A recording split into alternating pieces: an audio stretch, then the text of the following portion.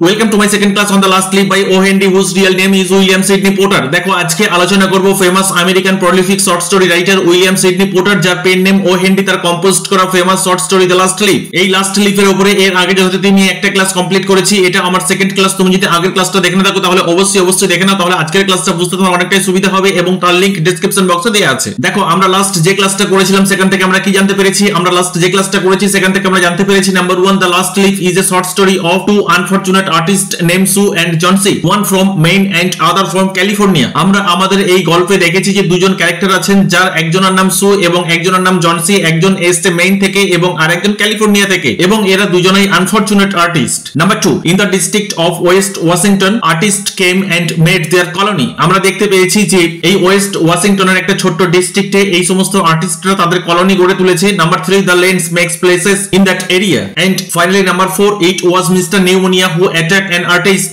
Name Johnsy. এবং এটাও আমরা দেখেছি যে মিস্টার নিউমোনিয়া একজন আননোন স্ট্রেঞ্জার, সে আসে এবং কি করে, সে এই জনসিকে অ্যাটাক করে। দ্যাট মিন্স এই যে মিস্টার নিউমোনিয়ার কথা বলা হচ্ছে এটিকে, ইনি হচ্ছেন একজন ফটাল ডিজিজ। ক্লিয়ার? তাহলে এই সমস্ত কি পয়েন্টস গুলো আমরা লাস্ট ক্লাস থেকে জানতে পেরেছি। দেখো word by word, line by line details টেক্সটে যাওয়ার আগে আমি তোমাকে রিকোয়েস্ট করবো যে আজকের ক্লাসটা তুমি প্রথম থেকে শেষ পর্যন্ত দেখো এবং অবশ্যই চ্যানেলটা সাবস্ক্রাইব করে এর বেল আইকন প্রেস করে রাখো, কেন কি তোমার সিলেবাসে প্রেসক্রাইব করা প্রত্যেকটা টেক্সটের ক্লাস তুমি প্রতিনিয়ত আমার এখান থেকে পেয়ে যাবে। এছাড়া আমার এখান থেকে ইউজি এবং পিএইচডি এর অনলাইন গাইডেন্স প্রোভাইড করা হয়ে থাকে। ইউজির ক্ষেত্রে কোন কোন ইউনিভার্সিটির অনলাইন গাইডেন্স দেওয়া হয়ে থাকে সেটা তুমি স্ক্রিনে দেখতেই পাচ্ছ। পাশাপাশি পিজির ক্ষেত্রে শুধুমাত্র Netaji Subhas open university online guidance provide করা হয়ে থাকে। যদি তোমার অনলাইন গাইডেন্সের প্রয়োজন হয় তাহলে ডেসক্রিপশন বক্সে এবং স্ক্রিনের উপরে যে কন্টাক্ট ডিটেইলস দেখতে পাচ্ছ তার মাধ্যমে যোগাযোগ করতে পারো। So let's come to the text. দেখো the text, the last clip. আমরা লাস্ট ক্লাসটা যেখানে শেষ করেছিলাম সেখানে আমরা এটা দেখতে পেয়েছি বা জানতে পেরেছি যে ডক্টর এসছেন এবং জনসির চিকিৎসা করছেন। এরপরে এই চিকিৎসা করতে করতে অ্যাকচুয়ালি ওনার মনে হয়েছে জনসি কোনোভাবেই আর নিজেকে রিকভার করতে পারবে না। তখন এই ডক্টর উনি কি করছেন, উনি আরেকজন যে আর্টিস্ট আছেন সু,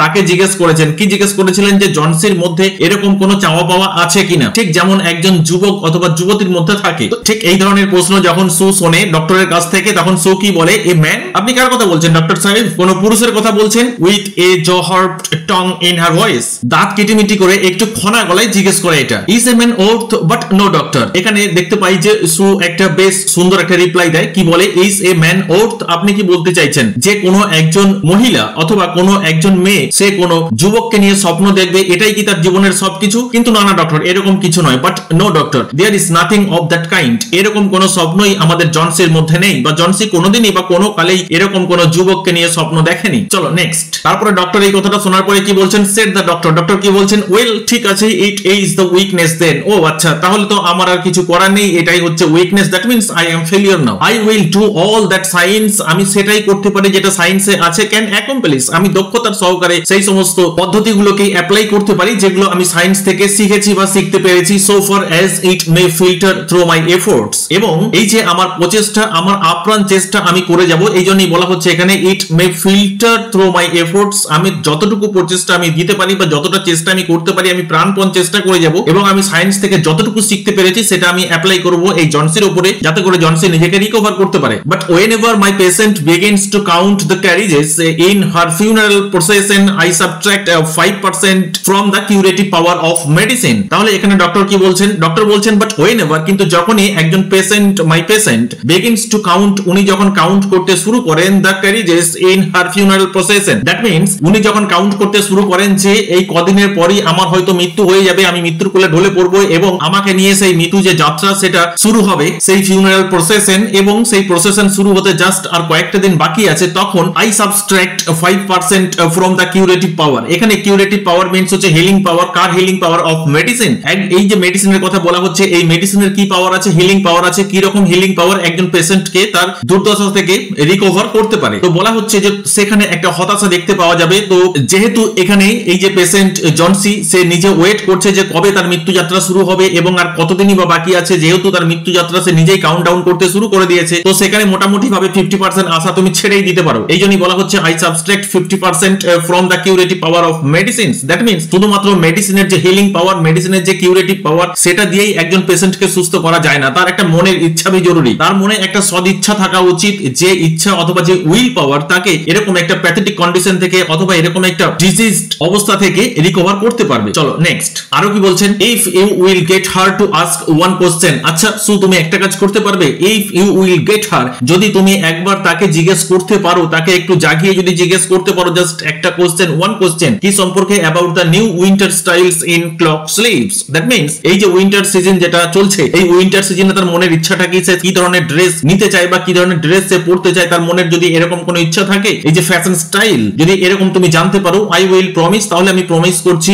you a 1 in 5 chance for her, তাহলে 5 ভাগের 1 ভাগ তো চান্স আছেই, দ্যাট মিন্স তিনি রিকভার করতে পারবেন। অর ইনস্টেড অফ 1 in 10, এই যে 1 in 10 যেটা আমরা লাস্ট ক্লাসে পড়েছিলাম, দ্যাট মিন্স নাকে বরাবর চান্স, কিন্তু এখানে একটু হলেও আসার আলো দেখতে পাওয়া যেতে পারে 1 in 5 চান্স। ক্লিয়ার? চলো নেক্সট। এরপরে দেখো এখানে আমরা সুকে দেখতে পাচ্ছি she arranged her board and begin a pen and ink drawing to illustrate a magazine story. আমরা জানি যে এই যে আর্টিস্ট যারা এখানে আছেন এদের কিন্তু অর্থনৈতিক অবস্থা খুব একটা ভালো নয়, তার কারণ এরা এখানে কেন এসে এখানে আছে সেটা আমরা ফার্স্ট ক্লাসেই দেখেছিলাম। এদের মধ্যে আর্থিক সচ্ছলতা খুব একটা বেশি নেই, এনারা চাইছিলেন যে একটা লো রেন্টের বাড়ি, সুতরাং এই যে লো রেন্টের বাড়ি খোঁজ করছেন যখন, তার মানে এনাদের মধ্যে এতটা আর্থিক সচ্ছলতা নেই যেটা দিয়ে কিনা একটা উপযুক্ত তারা বাড়ি ভাড়া নিতে পারবেন। কিন্তু এখানে কি বলা হচ্ছে দেখো, এখানে যেহেতু তাদের খেটে খেতে হয়, তাদের এখন পর্যন্ত নিজেদেরকে এরা এস্টাবলিশ করতে পারেননি, জাস্ট একটা আপ্রাণ চেষ্টা চালিয়ে যাচ্ছেন কিভাবে তাদের ফেম নেম টাইটেল অর্জন করা যায়। তো এখানে আমরা সুকে দেখতে পাচ্ছি সে অ্যারেঞ্জড হার বোর্ড, সে তার সেই ক্যানভাসটাকে অ্যারেঞ্জ করলো and begin a pen and ink drawing to illustrate, এবং সে একটা ছবি আঁকতে শুরু করেছে এ ম্যাগাজিন স্টোরি। হয়তোবা এই যে ম্যাগাজিন স্টোরি যার ছবিটা এখানে সে আঁকছে এই ক্যানভাসের উপরে, নিশ্চয়ই এই ম্যাগাজিন স্টোরির এই ছবিটা পেইন্ট করার জন্য সে অর্ডার পেয়েছে, সুতরাং কাজে ফাঁকি দিলে তার পেট চলবে না। তাহলে এখানে আমরা দেখতে পাচ্ছি সু এই কাজটা নিয়ে বসে পড়েছে বা কাজটা শুরু করতে চলেছে। Young artist must pave their way to art by drawing pictures for magazine stories. এখানে একটা কথা খুব সুন্দরভাবে ও এনডি বলছেন যে ইয়ং আর্টিস্ট যারা কিনা এই সবে মাত্র আর্টের জগতে পা রেখেছে, তাদের যদি নিজেদেরকে এস্টাবলিশ করতে হয় তাহলে কি করতে হবে, তাদের বিভিন্ন ধরনের এই যে ম্যাগাজিনের যে ছবিগুলো হয়, যে ড্রয়িং গুলো হয়, সেগুলোকে পেইন্ট করতে হবে এবং সেগুলো পাবলিশার্সের কাছে পাঠাতে হবে। যদি তারা এই সমস্ত ম্যাগাজিনের স্টোরিজ পেইন্ট করে ফেমাস হতে পারেন তবেই তারা জীবনে এস্টাবলিশড হতে পারবেন। এই জন্য বলা হচ্ছে young artist must pave their way, তাদের অবশ্যই জীবিকা নির্বাহ করতে হলে কি করতে হবে, to art by drawing picture, তাদের অবশ্যই পিকচার ড্রয়িং করতে হবে। কিসের ক্ষেত্রে? For magazine stories, that means এই ম্যাগাজিনের যে সমস্ত স্টোরি হয়ে থাকে এই স্টোরি রিলেটেড যদি কোনো ড্রয়িং তারা ড্র করতে না পারে বা পেইন্ট করতে না পারে, এবং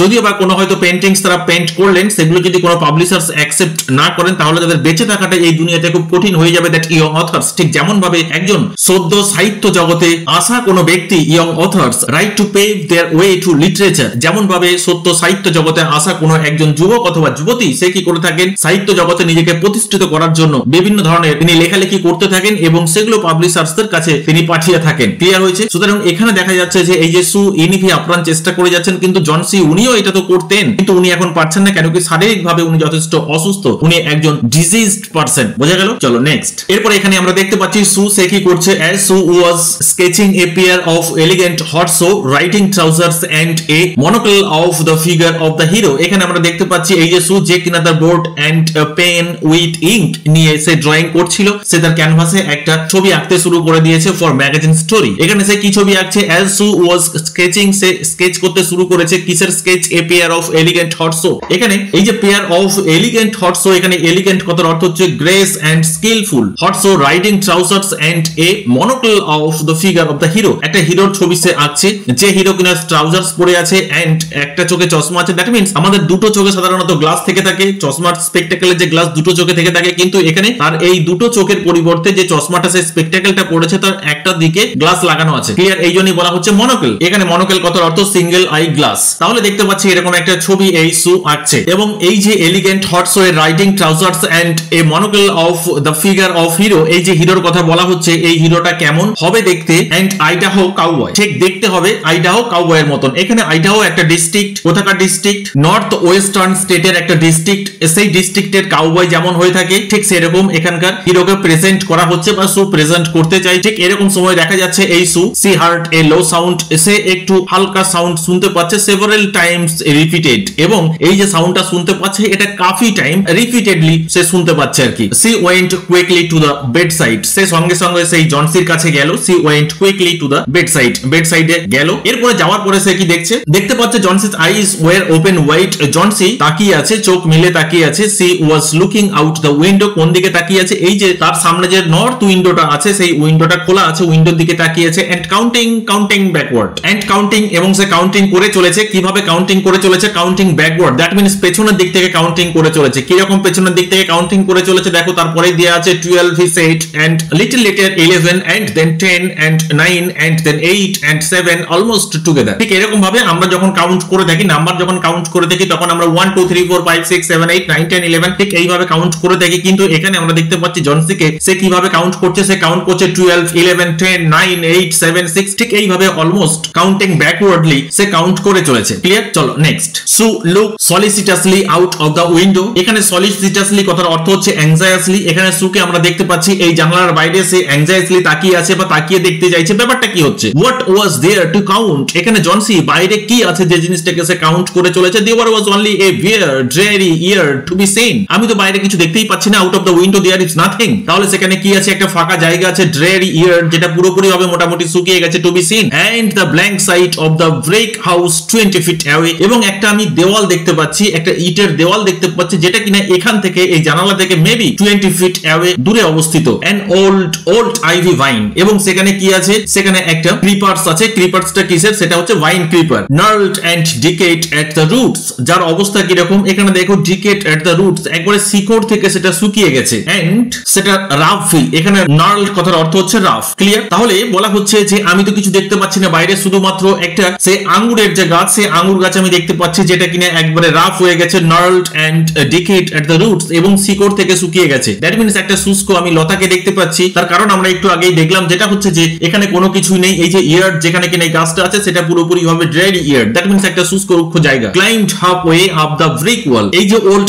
আইভি ভাইনের কথা বলা হচ্ছে, এটা একটুখানি হয়তো এই যে ইটের দেওয়ালটা আছে এটাকে জড়িয়ে ধরে বা এটাকে অবলম্বন করে ওঠার চেষ্টা করছে। Climbed half way up the brick wall, অর্ধেকটা হয়তো বা উঠেছে সে। চলো নেক্সট। তারপরে কি বলা হচ্ছে? The cold breath of autumn had stricken its leaves from the vine until its skeleton branches clung. এখানে বলা হচ্ছে দেখো এই যে আটামের যে কোল্ড ব্রিথ, দ্যাট মিনস কনকনে যে ঠান্ডা বাতাস, সেটা কি করেছে? হ্যাড স্ট্রাইকেন, গভীর ভাবে এটাকে অ্যাটাক করেছে, ইটস লিভস, এবং তার পাতাগুলোকে ফেলে দিচ্ছে, from the vine until it's skeleton, এবং শুধুমাত্র এই লতাটা আছে, বাট লতায় কোনো পাতা নেই। ব্রাঞ্চেস ক্লাং, এই যে লতাটা আছে, যে স্কেলিটনটা আছে, skeleton of old ivy vine, এটা জাস্ট এই ব্রিক্স ওয়ালকে জড়িয়ে ধরে আছে। অলমোস্ট বিয়ার, পুরোপুরি ভাবে প্রায় ফাঁকাই হয়ে গেছে। Almost bare, that means about to bare, পুরোপুরি ফাঁকাই হয়ে গেছে। একটা দুটো হয়তো পাতা আছে। To the crumbling bricks. এখানে ক্রামলিং কথার অর্থ ব্রেকিং। এই যে দেওয়ালটা আছে, দেওয়ালের ইটগুলো হয়তো দেখা গেছে যে একটু আধটু করে ভেঙে টেঙে গেছে। তো সেই খাঁজ খোঁচরে যে স্ট্রিং গুলো আছে এই ওল্ড আইভি ভাইনের, সেই স্ট্রিংস এর মাধ্যমে সে জড়িয়ে ওঠার চেষ্টা করছে। এই জন্য বলা হচ্ছে টু দ্য ক্রামলিং ব্রিক্স। এখানে ক্রামলিং ব্রিক্স মিন্স হচ্ছে ব্রেকিং ব্রিক্স। ক্লিয়ার? চলো নেক্সট। আরো এখানে কি বলা হচ্ছে? এখানে দেখো সু তখন জিজ্ঞেস করছে হোয়াট ইজ ইট ডিয়ার, তুমি কি করছো এটা? তখন জনসি কি বলছে? Johnsy shed